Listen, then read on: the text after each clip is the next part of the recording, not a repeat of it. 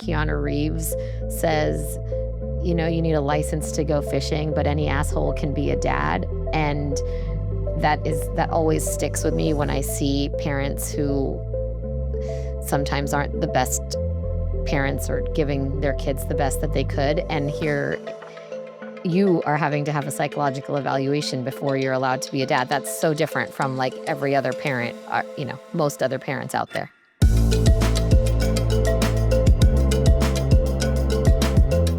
Welcome back, everyone. Welcome back to episode 2 of Unplanned Parent.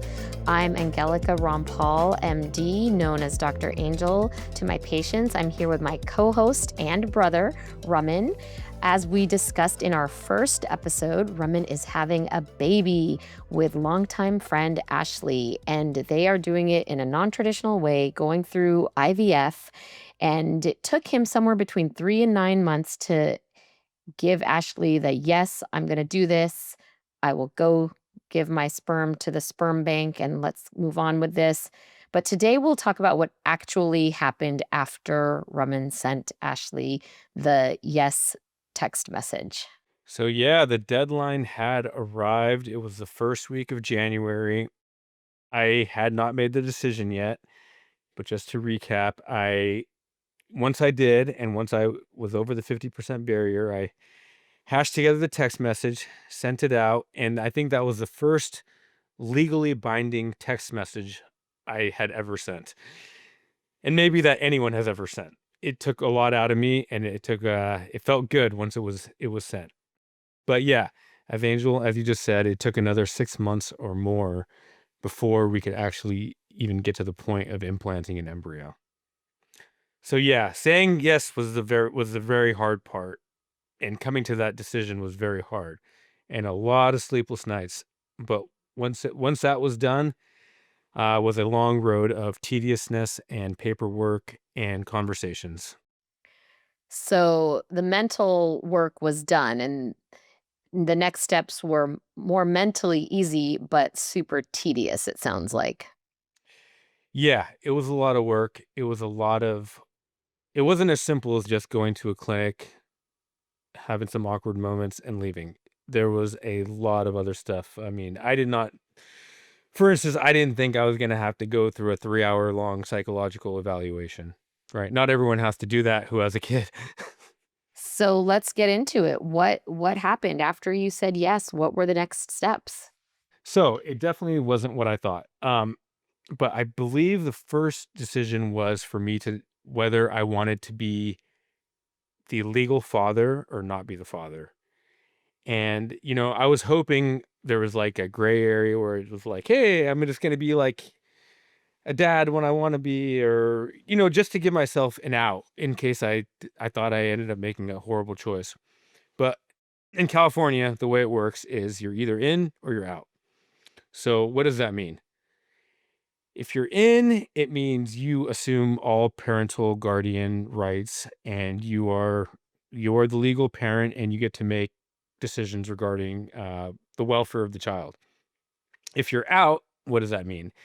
It means, hey, things could be great. Ashley could be like, come over every day, hang out with your son. But it also could mean that one day Ashley's like, hey, I don't want you to hang out with this kid ever again. My boyfriend or husband doesn't like him, and your family can never see him again. So that, in a nutshell, is what in and out means. So you're saying the first step wasn't that you just went to the IVF clinic and gave them a sperm sample. No, you have to tell them first, and you have to fill out a questionnaire of what your role is going to be in the life of this child.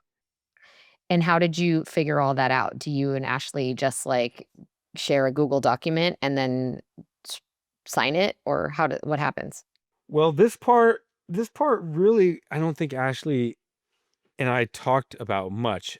I think I told her I was going to be in. Once I realized that California is in or out, um, there's no way I could be out, right? So I made that decision, and then after that was done, then like a simultaneous array of things kind of started moving forward. One being me getting a lawyer, Ashley getting a lawyer, and this is all requirements by the clinic, which is requirements from the state. So we both had to get lawyers. We both had to get psychological evaluations. Wow. So that's crazy. That just reminds me of that line in Parenthood where Keanu Reeves says, you need a license to go fishing, but any asshole can be a dad. And that always sticks with me when I see parents who sometimes aren't the best parents or giving their kids the best that they could. And here you are having to have a psychological evaluation before you're allowed to be a dad. That's so different from like every other parent, most other parents out Isn't that there. the way everyone who has a kid should have to do it? Like anyone who's having consensual sex without a condom should have to go talk to a psychologist beforehand and be like, "Hey, you know what you're getting yourself into potentially?" Hey, you can bring the bill to Congress. Yeah. I mean, is that unethical? Like, why are they making me do all that? Yeah, super interesting. But okay, so nevertheless, you and Ashley both underwent psychological evaluations or just you? Both. What you think it would just be me? I What? mean, They took one look at me and they were like, "No, dude, you do not fit the bill of father." yeah. We're- I mean, there you never and they might know. not be right. They might not be wrong. uh, it was both of us, and we actually had the same evaluator talk to both of us, who now kind of conveniently is also our arbitrator in case anything does come up down the line. Did you have to have an arbitrator named in your We documents? did have to have so we agreed in a very long document, legally binding for the most part, that we do not want conflicts to end up in litigation and in the courts. We want conflict to be resolved by a third party that we both liked, and we both really liked our psych evaluator. I think because she passed us both, so we both liked her. That's good. And we were like, okay, she's on my side. And Ashley was like, yeah, she was on my side too.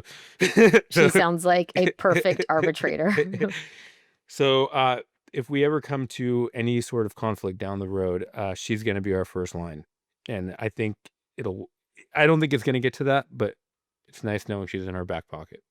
Yeah, and I'm glad you won't be coming to me with your conflicts down the line. Oh, I forgot. Maybe you should have been our arbitrator. Okay. All right. So you had to decide whether you were gonna be in, meaning you wanted to have parental rights 50-50, or as much as you as much up to 50% parental rights as Ashley, or out, which is Ashley gets full rights and you get whatever she's wants to give you. And you decided you wanted to be in, because that's how it works in California. You have to make that Yeah, decision. that's what mom and dad said I have to do. And Because mom and so, dad wanted to be there hanging yeah, out with the yeah, baby, yeah. but So, they didn't get to sign any legal agreements, right? So Ashley could no, still kick them out. maybe, but yeah, it's gonna be tougher for her though now. Yeah, yeah. So, So, what were the pros and cons of going through this very systematically? it gave us a chance to hash out how we viewed raising a child. Like I know how she views going to a festival, and I know how she views going to Burning Man, and I know how she views a night out in Vegas, and I know how she views living at the beach in San Diego. But I have no idea how she views raising a child. So it kind of, those two things might not go hand in hand, right? She's great at hanging out on a beach, listening to good music, but that doesn't mean she's going to be a good mom, right? Maybe I was being a bit naive by thinking those two are related, but I guess you get a sense of someone's character. And then you go through this whole legal process where you really hash out everything. At first it was kind of like, damn, we have to go through all this. We both have to pay lawyers, and we come to conclusions, and lawyers have to talk to each other, and they have to redraft it, and we pay more money. In the beginning, it sounded like we have to grind through this, but then it became more of a wow, this is really good that we're going through this, because it's like before this baby even arrives, we're on the same page for what I would say is like at least like the top tier of important issues. And, those issues could be anywhere from vaccines to schooling to religion to custody, to residence, to motor vehicle safety, holidays, religious Yeah, holidays, significant others. Where should we? Where we could just keep the. There's a lot to unpack here. International travel. right. So you're making me think of like premarital counseling that a lot of families do, a lot of religions kind of recommend doing it. And Tim, my husband, and I had to do it because we had two ceremonies. We had a Hindu ceremony, and then we had our Christian ceremony. And his family friend married us and made us for the Christian ceremony, and he made us go through some of this premarital counseling. And it did ask us some of these questions, but not nowhere near in depth as what you and Ashley went to. Like, it didn't ask us about what religion we wanted to raise our kid. Maybe because he was Christian, he assumed we were gonna raise our kids Christian. But I think those are all, I mean, super important questions to think about. And I think it's hard for most people to think about that, but I guess it's hard for most people to think about that because when they're entering a marital, in like, kind of the marriage contract, you're thinking about how you're gonna live with this person. So a lot of it was, like, how Tim and I were gonna problem solve, like, if, like, we're both tired and no one's made dinner, what are we it didn't, it was several steps ahead to think about, well, now you put a baby in the picture, whereas you and Ashley are skipping all the fluff and going straight to, "There's a baby in the picture," and what are all the things that are really important when it comes? What are the big decisions? So you guys, was there anything you really disagreed on? Like, did Ashley want to homeschool, or did one of you was not interested in vaccinating? Like, were there any disagreements, or what were the areas that you really had to kind of talk through or muddle Hash through? out. Oh, that's Yeah. interesting. Surprisingly, there were probably fewer disagreements than I would have imagined. Yeah, for instance, vaccines. The our legally binding document names you, I believe, as our go-to on vaccines, since I don't trust what's going on with our current administration and, Robert F. Kennedy Jr. Yeah, I did notice that I was named in the document as Czar, the vaccine the czar. vaccine czar. Please don't name me that. But yeah, so those are things that you guys talked about early on before the baby was even implanted. So okay, so you go through your psychological evaluation. You have to come up with this legal document after you've both lawyered up. Uh, what else did you have to go through before you actually got to the clinic?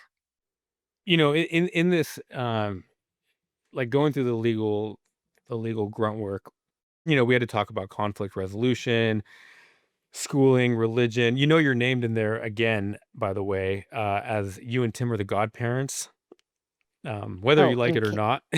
Right, okay. Yeah, well, of You are course, in we would there. be there if anything happened, but I imagine that must have been a hard decision to come to because Ashley's got 2 siblings, and they both have kids. We do live closer to you guys, or to where Ashley lives and where you're planning on raising the baby for the time being at least, is an hour away from us versus her siblings live several hours away, and, And both of her brothers are great, and her brother's kids are great, and her sister-in-laws are all great, and you and Tim are great. So this was a good problem for us to have, right? Where does the kid go? I think any of those three options would have been fine.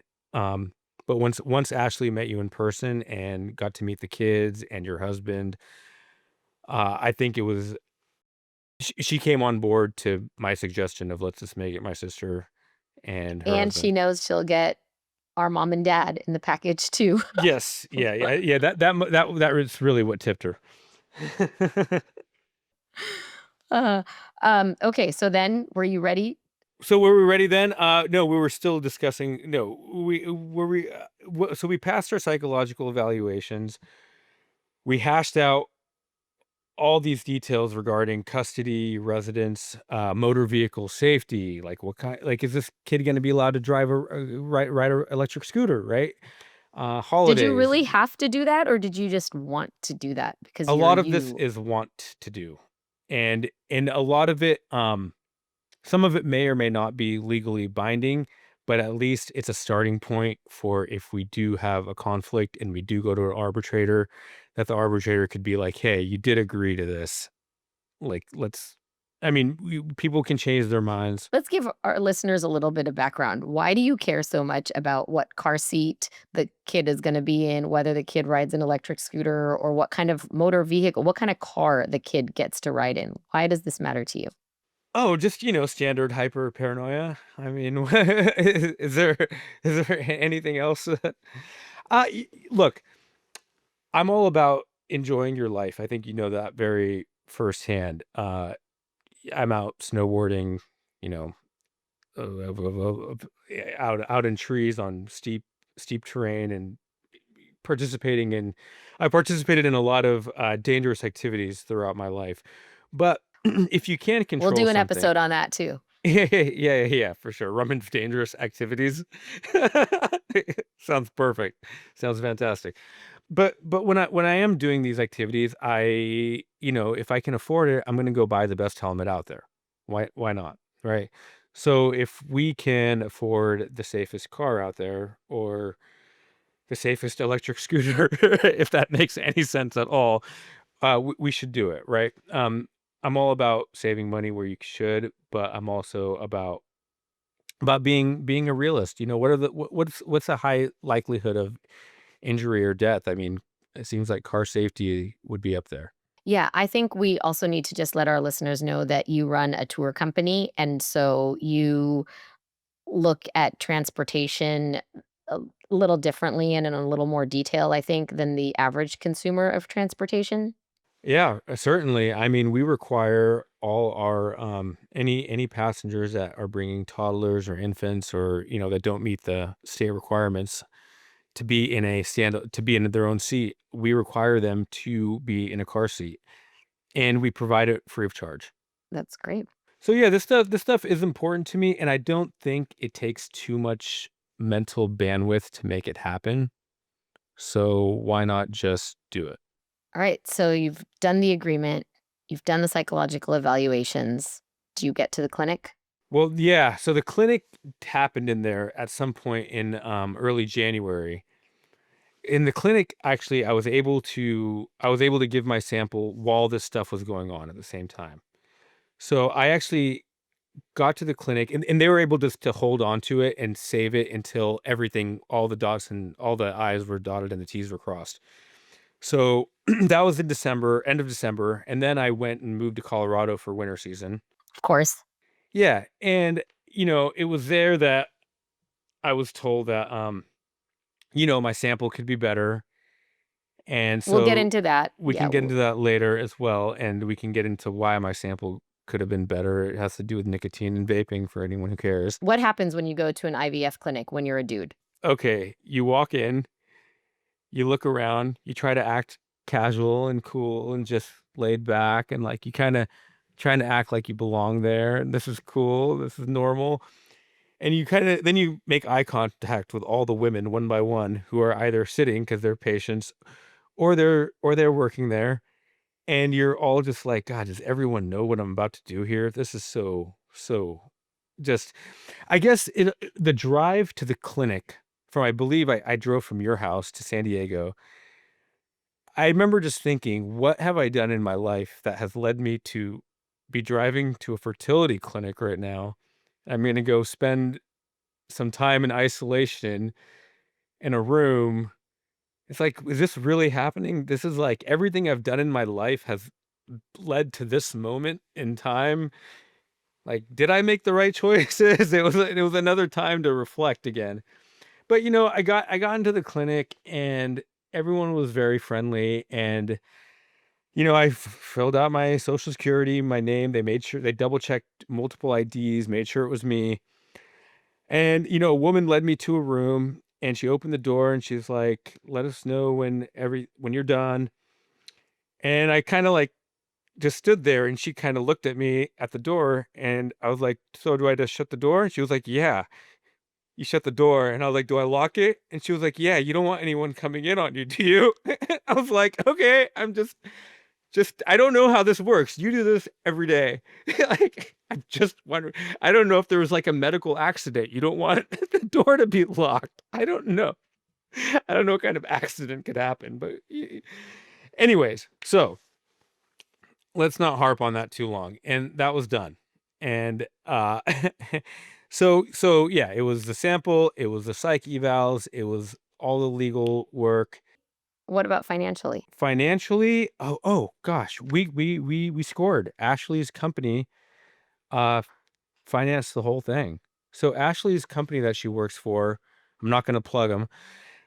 They paid for her egg harvesting, and they paid for, I think, ended up being the vast majority of this whole IVF process.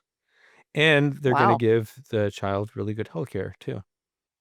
Oh, well, maybe we should plug them on a later episode when we have Ashley on. Anything that happened between the yes and the implantation that we should?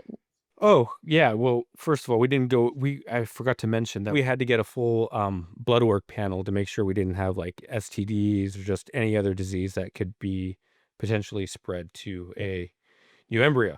So now, okay, so we've gotten genetic testing out of the way, we've gotten blood testing out of the way. So now they create the embryos.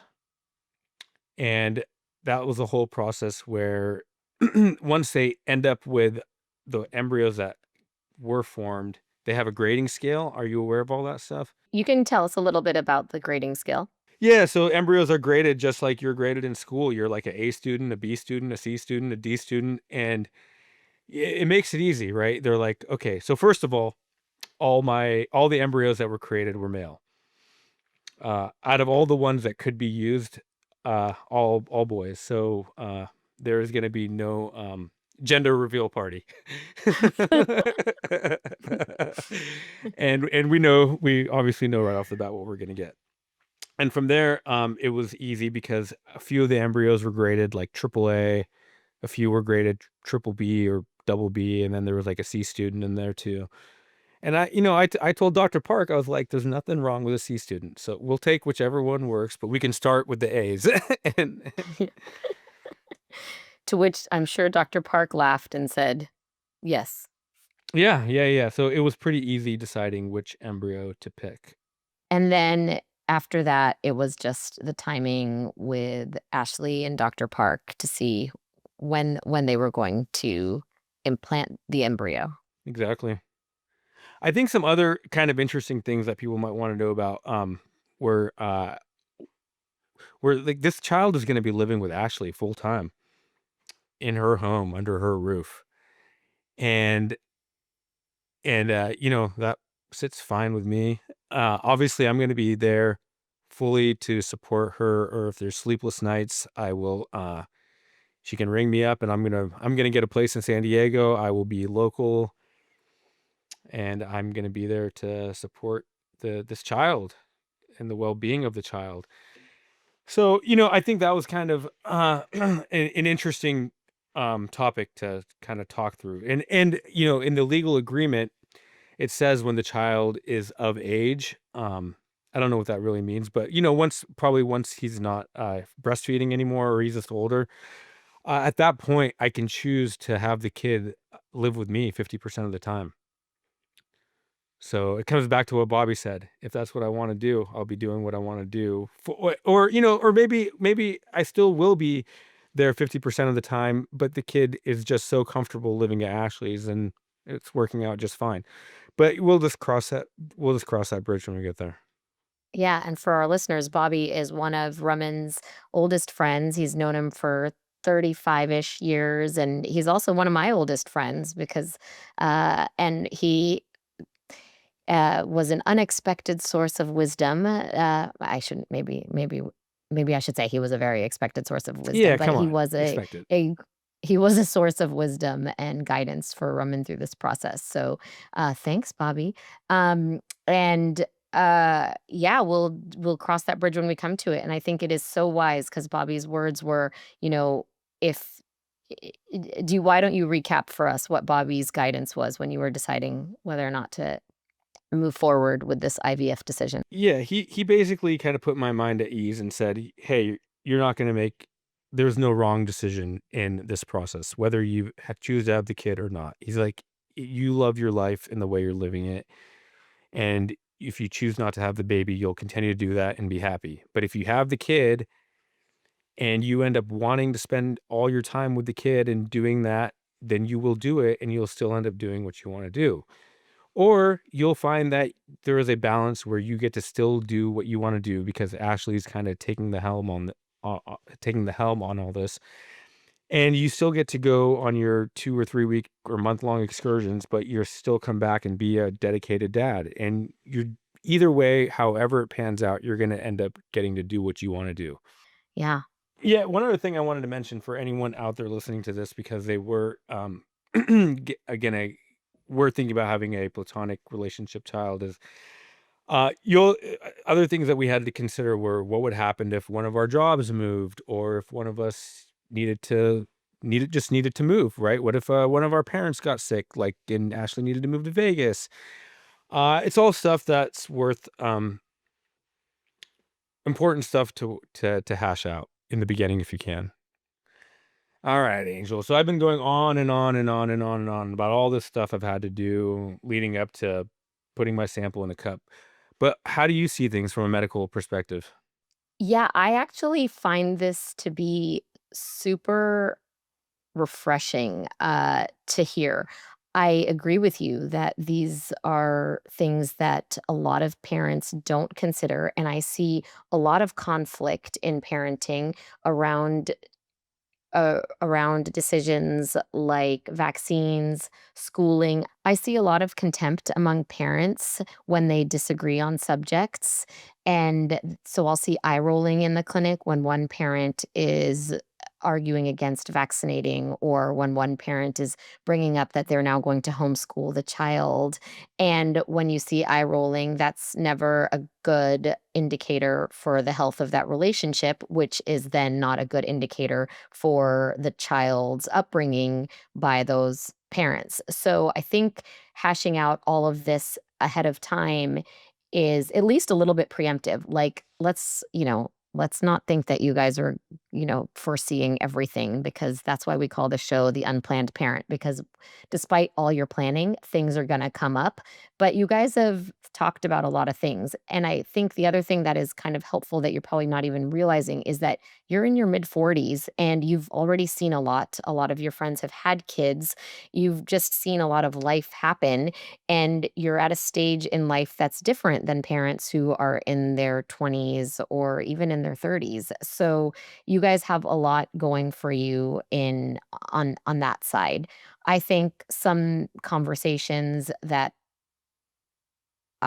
you will have to have later in life, or you may want to think about as the kid gets older, and we'll definitely come back to this, is like, when do you tell the kid about how the kid was conceived and why your lifestyle is the way it is? And I would say, if anyone's out there in that situation, I would say the earlier you tell the child, the better, because then it normalizes that situation. I recently had two male dads, and their kids were, one child was genetically like one dad, and one child was genetically like another dad.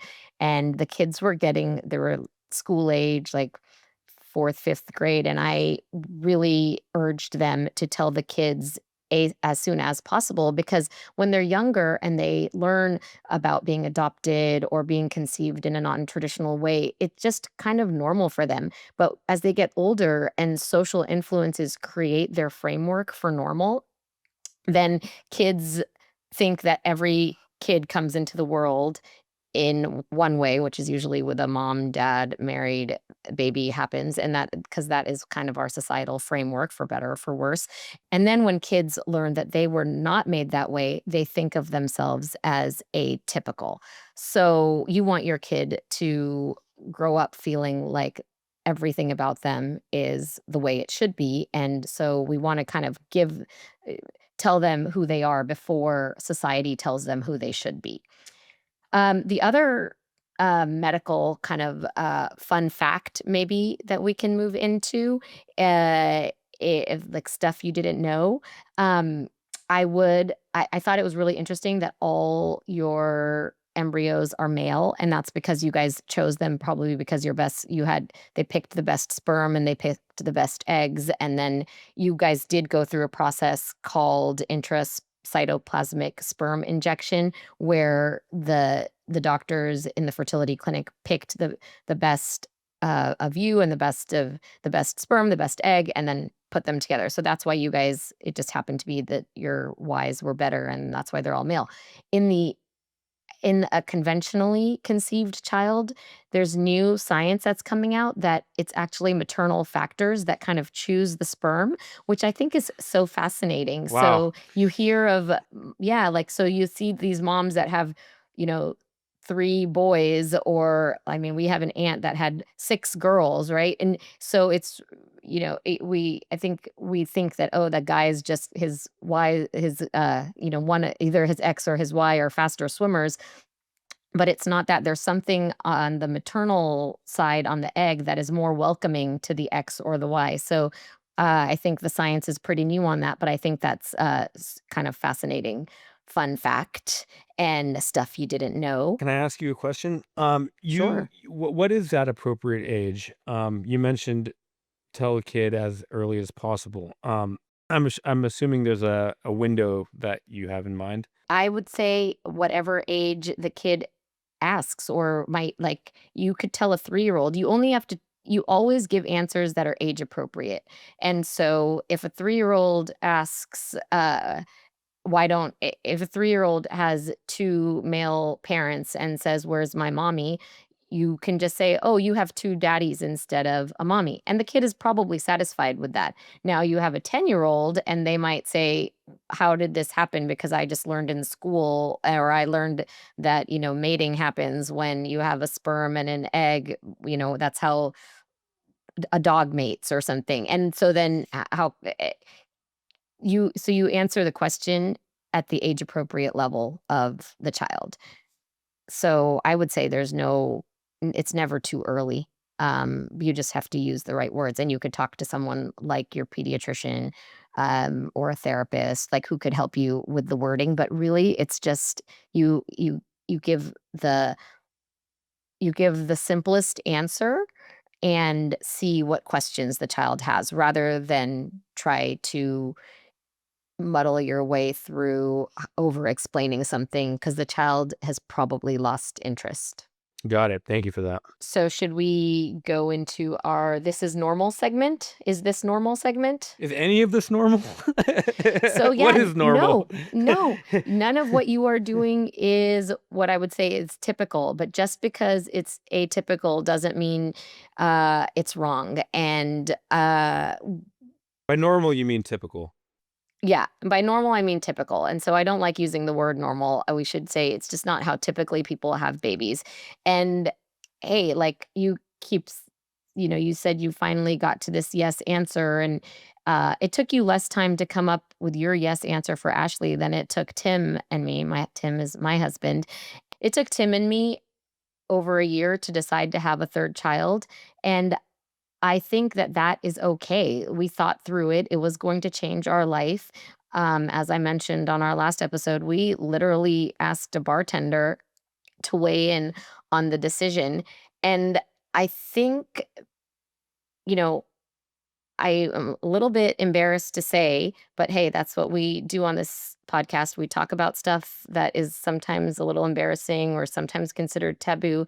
But I kind of went into my first kid and even my second kid because that's what I was supposed to do. I was supposed to get married and have kids.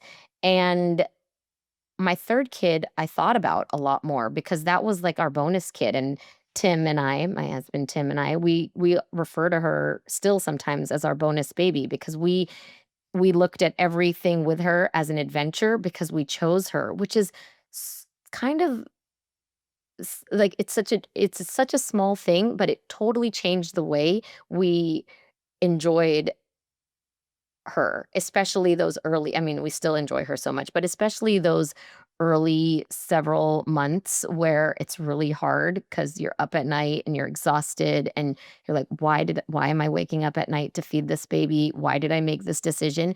And Tim would say to me, it's okay. She's our bonus baby. This is our adventure. We're looking at this like an adventure. And it was so different than our first two, who we were like, we got to just get through this because we're supposed to have kids. And so I think for you and Ashley, you're gonna look at this as your adventure right from the beginning, and that's such a lovely thing, not just for you guys, but also for that baby, because the baby feels it. Babies feel the emotions of parents, and that's why s moms who are anxious during pregnancy or after birth, and same with dads, like, the babies can feel that, and you can there's even studies on babies, brain waves and heart rate variability, babies' heart rate variability that changes based on the parents in the room and their level of stress. So uh, I think you and Ashley are off to an atypical but a fantastic start. Right on. Well, that gives me some encouragement. And now it's time for stuff you didn't know. So, through this process, Angel, there are so many things I did not know, like when it comes to the grading of embryos, or even things like what is everyone thinking about me as I walk into that fertility clinic? Is there anything you didn't know? And if not, we can add that to our stuff you didn't know segment. Yeah. So I was surprised at how detailed your legal document was. And now I get that yours was a little bit more detailed because you're super into transportation safety. So I think some information that a lot of parents might not know is car safety information that they can get from certain websites, which will be in our show notes. But the nhtsa.gov site or the iihs.org site both have car safety information, crash test information.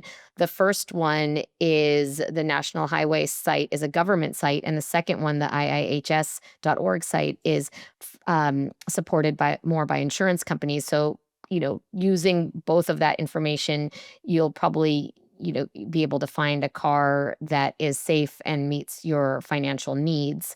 And on the car seat side, I also think parents may not know that their state laws for how children need to be restrained are often more lenient than what the American Academy of Pediatrics recommends. So we'll also put that link in our show notes to check out what the American Academy of Pediatrics recommends. For example, children shouldn't sit in the front seat until they are 13. Now, I think California law says you can sit in the front seat when you're 8. And the reason that my 13-year-old only got to sit in the front seat once she turned 13, and my 12-year-old is still in the back seat, much to his chagrin, is because if that airbag deploys, it's not good on a little head and neck. So, similarly, if you have kids in the back seat, the laws might be like, oh, 4 years and 40 pounds till they're out of the booster. But you really want to keep your kid in a booster, and especially a booster with a back, as long as they can safely fit in that seat. And usually there's a sticker on the side that tells you how much the maximum weight and the maximum height that a child can have. And then you'd have to transition them out of that seat. But if you can keep your kid in a car seat that has a 5-point harness restraining system until they outgrow that particular car seat, that is the safest option for your kid. And I know that's very different for people like me that grew up without car seats and sitting in the front seat when we were really little and sitting on people's laps, but just don't. It's so easy to prevent injuries if you're properly restrained. So do that for yourself, do that for your kids. And when people get in your car, don't start driving until everybody's buckled up. You can say, Dr. Angel said so. With that, I think we can end today's show. Thanks so much for listening. Thank you, Raman, for being my co-host. Thank you. So So if you found this episode helpful or even just a little bit interesting, we'd really appreciate it if you could take a moment to rate and review the show. I know it sounds like a small thing, but it genuinely makes a huge difference in helping other parents or people planning to become parents find us. And honestly, while you're at it, please do the same for other shows you like. It makes a big difference for all of us trying to put out good research-backed content in a sea of noise. Thanks for listening, and I'll see you next time.